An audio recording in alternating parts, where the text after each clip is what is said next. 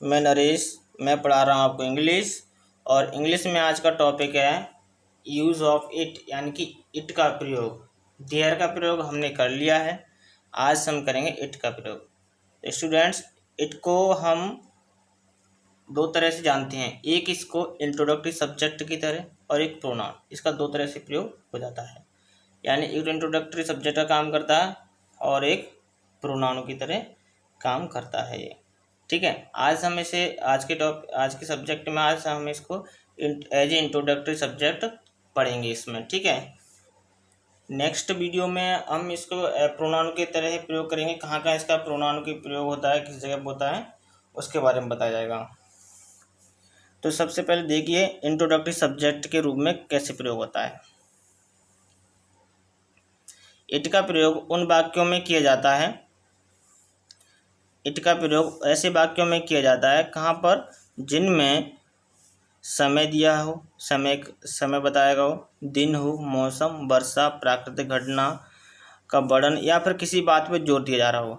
ऐसे सेंटेंस जिनमें किसी के पर जोर दिया जा रहा हो, या मौसम, वर्षा हो रही हो, प्राकृतिक कोई घटना हो, दिन हो, दिन का मतलब नेम हो, दिन के समय बताया गया हो, जिसमें जिन वाक्यों में समय बताया गया हो, जिनमें सब्जेक्ट ना हो, इट मीन्स, है ना।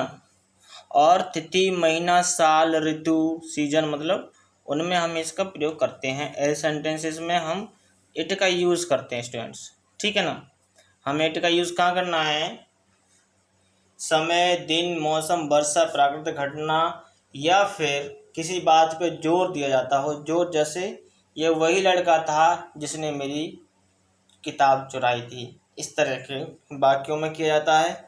और तिथि, महीना, साल, ऋतु ऐसे तरह से हो कि डेट बताई गो, महीना बताया, महीने का नाम हो। ठीक है, तो साल बताया, साल का नाम हो, ऋतु का नाम हो, उसके लिए इंग्लिश में देख लीजिए इंग्लिश वाले स्टूडेंट्स। दो sentences start with it, which include the description with time, day, weather, rain, natural phenomena, emphasized to talk। ठीक है, emphasized to talk यानी किसी बात पर जोर दिया जा रहा हो।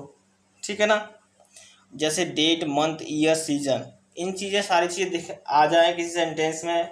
Natural phenomena, time, date, day, weather, rain, ये सारी चीज़ें हों, जैसे time, day, weather, rain, natural phenomena, emphasize to talk, date, month, year, season, ये सारी चीज़ें हों तो वहाँ पर इट का यूज़ करते हैं स्टूडेंट्स। ठीक है, अब आपको पता तो चल ही गया होगा कि इट का प्रयोग कब करते हैं, जिन वाक्यों में मौसम, दिन, वर्षा, समय, प्राकृतिक घटना हो, तो उन वाक्यों में हमें इट का यूज़ करना चाहिए और करते भी हैं।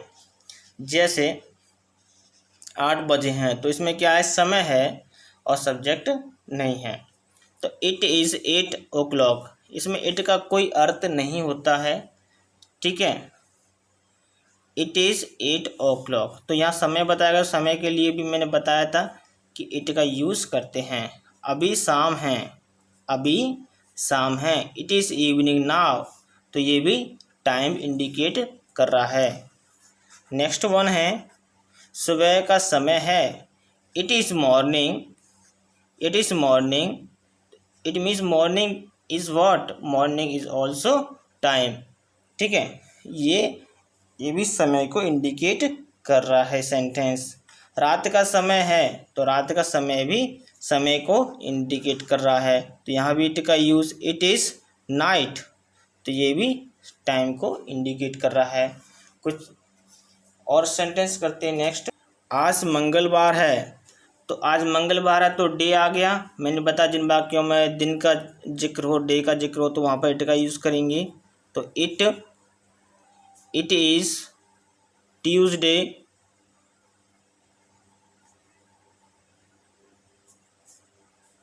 ट्यूसडे टुडे, तो कल सोमवार था, ये भी क्या है, एक दिन का नाम है। तो इट, तो यहाँ वॉज कर लेंगे, it was Monday, Monday, yesterday निकल गया है ना, यस्टरडे बीता हुआ कल है ये, एक बात, सबसे इम्पोर्टेंट बात स्टूडेंट्स मैं इसमें बता दूं कि इट के साथ हमेशा हेल्पिंग वर्ब सिंगुलर ही यूज़ की जाती है। ये बात ध्यान रखना, इट के साथ हमेशा सिंगुलर हेल्पिंग वर्ब यूज़ करते हैं। मई का महीना है तो इसको इस तरह से, अब महीने का जिक्र है तो इट इज़ मई, इसे ऐसे भी कह सकते हैं और इसे it is the month, it is the month of May, दोनों टाइप से कह सकते हैं बनाने तरीके, लेकिन दोनों में ही इट का यूज़ हो रहा है। ठीक है, नेक्स्ट करते हैं। देखो इसमें महीने का जिक्र हुआ है, मैंने बताया था दिन का, महीने का टाइम, महीने का जनवरी फरवरी आता, उनके महीने के नेम आए तो वहाँ पर इट का यूज़ करते हैं। किन किन चीज़ों में इट का यूज़ करते हैं ये आप सीख चुके हैं। ठीक है, सन 2020 का वर्ष है। ठीक है, सन 2020 का वर्ष है तो यहाँ पर भी सन का इस्तेमाल हुआ है, यूज़ हुआ है। तो it is the year, it is the year of 2020 या इट इज़ 2020, इसको इस तरह भी कर लीजिए, इट इज़ 2020 ऐसे करके। ठीक है, बोथ आर करेक्ट। जाड़ा है मतलब सर्दियां हैं इसका मतलब, तो मैंने बताया था मौसम के लिए वेदर, तो ये वेदर का टाइप है, एक वेदर है। It is winter, it is winter, तो यहाँ पे इट का यूज़ हो जाएगा। दूसरा साल है तो मैंने बताया साल के लिए भी इट का यूज़ करते हैं, it is second, it is second year, तो यहाँ पर भी इट का यूज़। वर्षा हो रही है, मैंने बताया था वर्षा होने के लिए भी इट का यूज़ करते हैं, है ना, it is raining, it is raining. चांदनी रात है, चांदनी रात थी, सॉरी चांदनी रात थी, तो मैंने बताया था प्राकृतिक घटनाओं के लिए भी हम करते, तो ये प्राकृतिक घटना है एक, तो चांदनी रात है। इट वॉज, था कि वॉज आ जाएगी यहाँ पर, it was the moon night, moon night.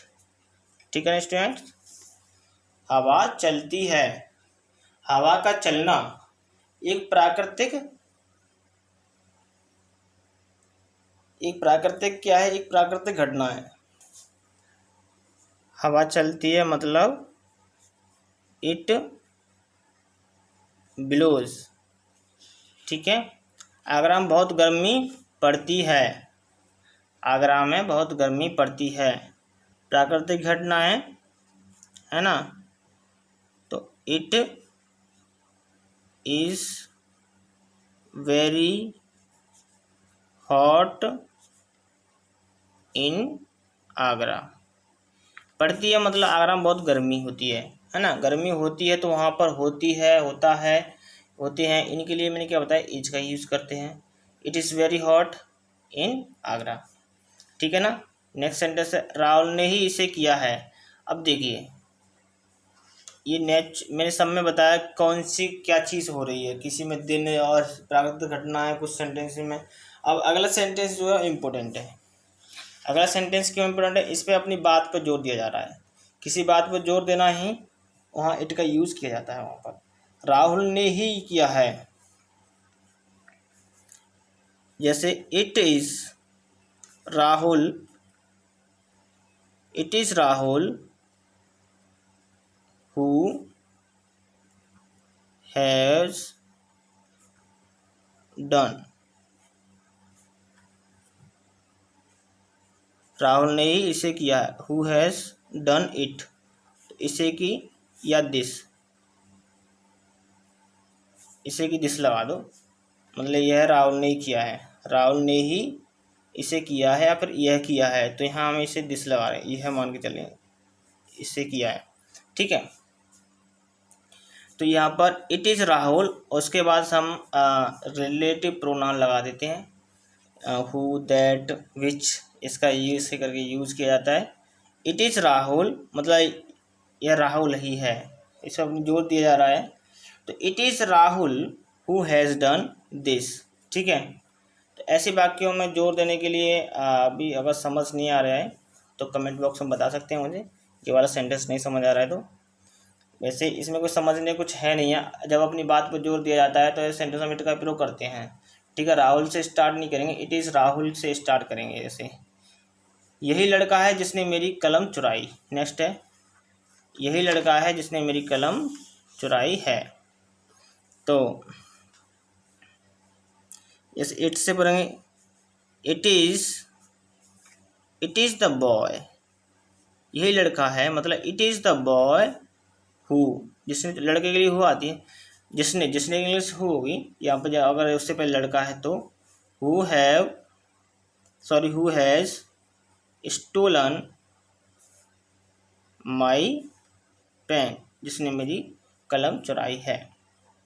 ठीक है, it is the boy who has stolen my pen.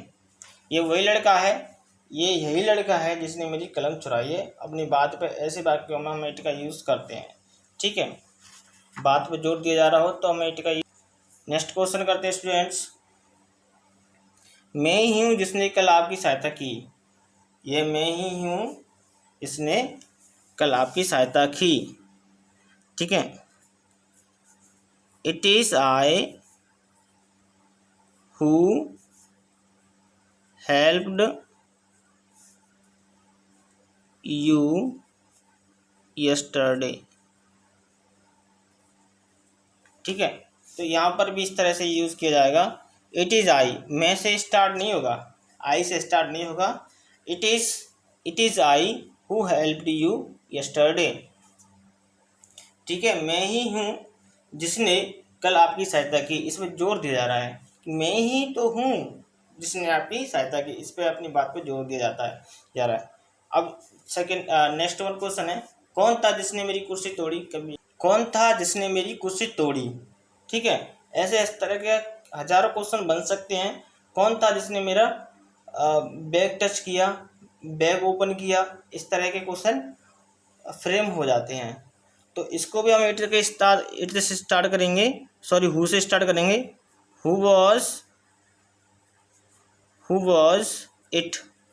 ठीक है, who was it that broke my chair. वहाँ केवल मोहन ही गया था। वहाँ केवल मोहन ही गया था। It was only Mohan. It was only Mohan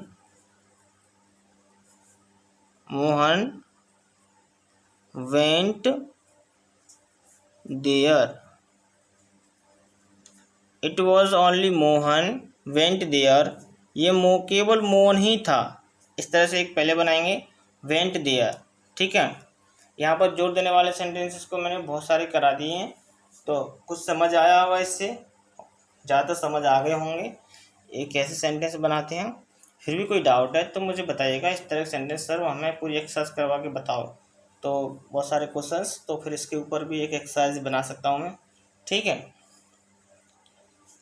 next कुछ अदर टाइप के क्वेश्चंस करते हैं जो जहाँ पर इट का प्रयोग पॉसिबल है। ठीक है, इन सेंटेंसेस को ध्यान से देखना कि इसमें किस तरह से इट का यूज़ किया जा रहा है। ठीक है ना स्टूडेंट्स, अंग्रेजी बोलना कठिन है तो यहाँ इट से स्टार्ट हो जाएगा। It is tough, it is tough to speak English. Speak English, it is tough, it is hard, it is tough to speak English. ठीक है, सुबह जल्दी उठना अच्छी बात है। सुबह जल्दी उठना, it is good, it is good अच्छी बात या thing, it is good thing, या फिर इट इज़ गुड हैबिट, है ना। To get up early in the morning, in the morning. Okay students, next question है, अंग्रेजी सीखना आसान है। तो आसान क्या है अंग्रेजी सीखना? तो it is easy to learn English. अंग्रेजी सीखना आसान है, ठीक है ना। धूप में दौड़ना बेकार है। धूप में दौड़ना बेकार है। तो इट इज़, बेकार मतलब useless, it is useless to run in the sun. It is useless to run in the sun. धूप में दौड़ना बेकार है। ज़रूरतमंदों की सहायता करना मानवता है। ठीक है, क्या मानवता है? ज़रूरतों की सहायता करना। तो it is humanity, it is humanity to help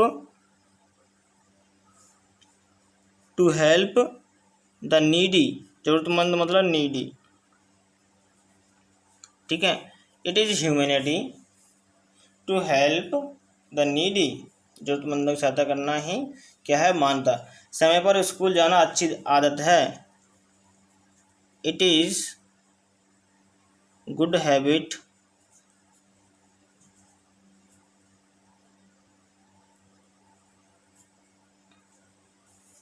ठीक है। It is good habit to go to school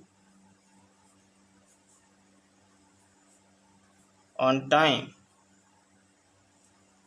ठीक है ना।